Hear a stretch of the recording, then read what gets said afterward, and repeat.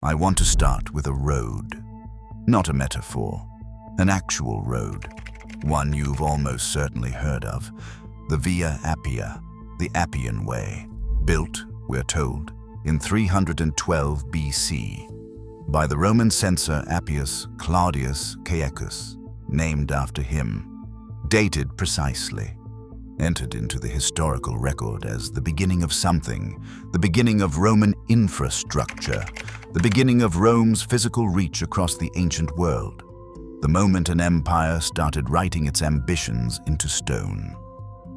That's the official account, and for most of my life I had no reason to question it, but here's what I want you to hold in your mind for the next 10 minutes. The Via Appia didn't begin as a road, it began as a path.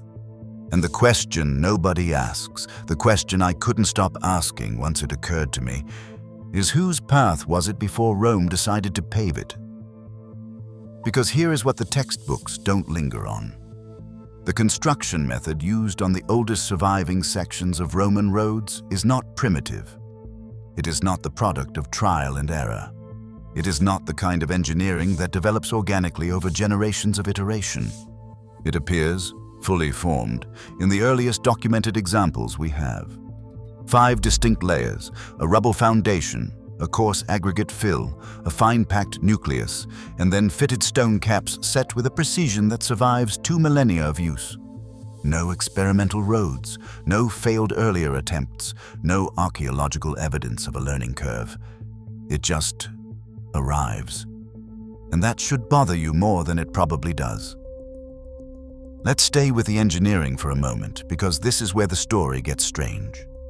When modern road engineers, people who do this for a living with machinery, GPS, and 2,000 years of accumulated knowledge, analyze surviving Roman road sections, the consistency is what unsettles them.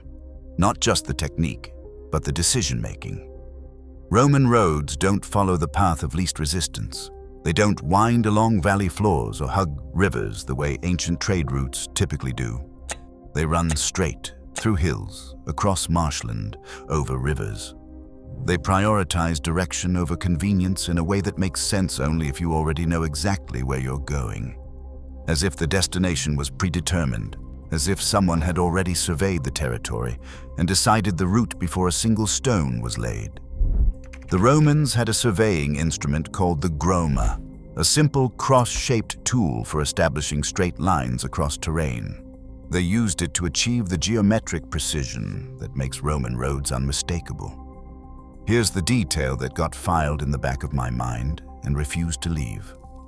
The groma's earliest documented appearance is not in Rome, it's in Mesopotamia, Egypt. Civilizations that predate Rome by thousands of years, the Romans didn't invent the groma, they inherited it.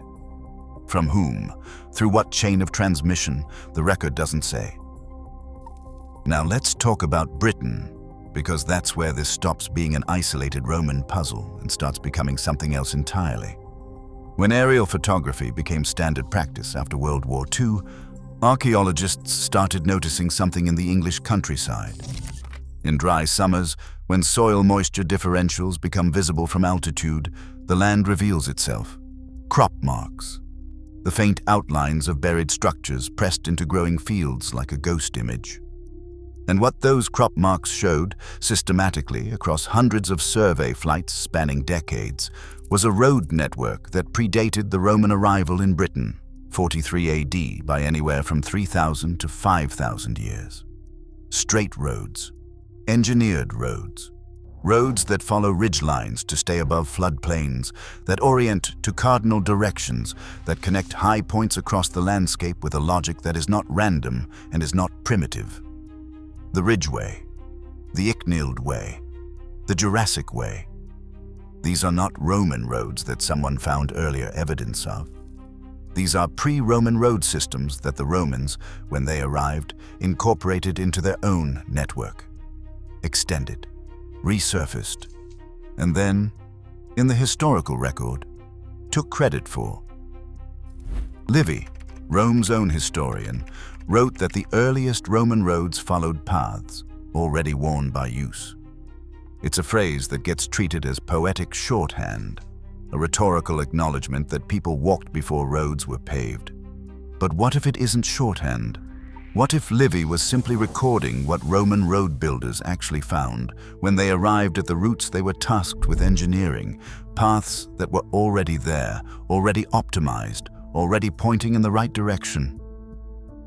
You don't have to leave Europe for this pattern to repeat, but the moment you start looking globally, something shifts. The Capac Nan, the Inca road system. 40,000 kilometers of engineered road running the length of South America through the Andes, across high-altitude terrain that challenges modern engineers, connecting an empire that, by official chronology, existed for less than a century before Spanish contact. 40,000 kilometers. Built, we're told, in roughly 100 years, with stone tools, by an empire in its first generation of expansion. The construction technique? Subsurface drainage layers beneath the fitted stone surface. The same layered logic as Roman roads, the same emphasis on straight lines over convenient terrain, the same prioritization of administrative connectivity over trade efficiency. No documented contact between Rome and the Inca, no shared tradition that historians can point to. Just the same engineering logic appearing independently on opposite ends of the earth. And then there's Persia, the royal road of the Achaemenid Empire, 550 BC, 2 centuries before the Via Appia. 2,700 kilometers of maintained, surveyed, station-to-station engineered road running from Sardis to Susa. Herodotus documented it. Greek couriers used it. Persian imperial messengers reportedly covered it in 7 days, a pace that implies not just infrastructure but active maintenance, relay stations, and logistical coordination of a kind that suggests the road was already functionally mature when Darius III is credited with its construction. Already mature. Already there. But here's what I want you to stay with, because this is the part of the story that I couldn't move past once I found it. In the 1980s and 1990s, geologist Robert Schoch, the same researcher who re-examined the weathering patterns on the Great Sphinx and concluded the erosion damage predated its official construction date by thousands of years, turned his attention to ancient road substrates in Europe. What he found, and what has been quietly disputed and quietly not refuted in the decades since, were mineralization and compaction patterns in certain road foundations inconsistent with their attributed construction dates.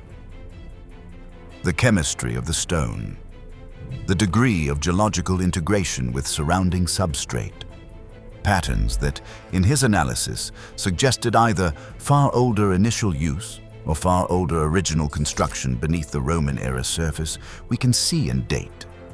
The academic response was what the academic response usually is in these situations. Methodological disputes, alternative interpretations. The conversation moved on, but the data didn't change. Now, I want to be careful here because this is the point in the story where the temptation is to leap, to take the evidence so far and vault straight to a conclusion. I'm not going to do that. What I'm going to do instead is lay out what we actually know and ask you to look at the shape of it. We know Roman roads appear with a fully developed 5-layer construction technique and no archaeological record of developmental iteration. We know the surveying technology they used originated in civilizations that predate Rome by millennia. We know that pre-Roman engineered road networks exist in Britain, confirmed by aerial survey, confirmed by dating, confirmed by the fact that Roman cartographers incorporated them rather than replacing them. We know that structurally identical road engineering appears independently in the Andes, in Persia, and in China, civilizations with no documented connection to each other or to Rome. And we know that Rome's own historians casually acknowledged building on paths that were already worn. The pattern that emerges from those facts is not a theory. It's a question. And the question is this: what if Rome didn't pioneer a road system? What if they inherited one? What if the great engineering achievement we attribute to the Roman Empire was, in its essential logic, already present in the world, expressed by the civilization or civilizations that came before, left in place when they were gone, and adopted by whoever came next? What if the road is not the beginning of something but the continuation of something much older? A thread of infrastructure running backward through time to a point that our official record of human history doesn't have a chapter for. The Romans were extraordinary administrators. That's documented, that's evidenced, that's fair. They maintained roads, they extended them, they connected an empire with them. They deserve that credit. But there is a difference between inheriting a technology and inventing it. There is a difference between extending a network and creating one. And the difference matters. Not because it diminishes Rome, but because of what it implies about what existed before Rome decided to pave it. 40,000 kilometers of Incan road, thousands of miles of pre-Roman trackway visible from the air above Britain. A surveying instrument that appears in Mesopotamia before it appears in Rome. A construction method with no learning curve, no failed prototype, no messy archaeology of development. And every empire that touched these roads, Persian, Roman, Incan, Chinese, doing the same thing, calling them their own. Maybe that's human nature.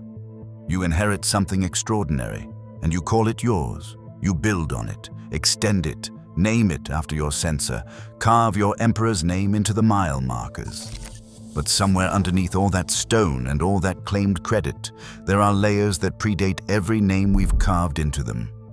5 layers deep, and then deeper still, into ground that was prepared by someone we haven't named yet. Someone whose paths were already worn when the first Roman surveyor arrived with his groma and looked at the road ahead and decided to call it new. The road was there before Rome. I think you feel that now, and once you feel it, every mile marker you've ever trusted starts to look a little differently.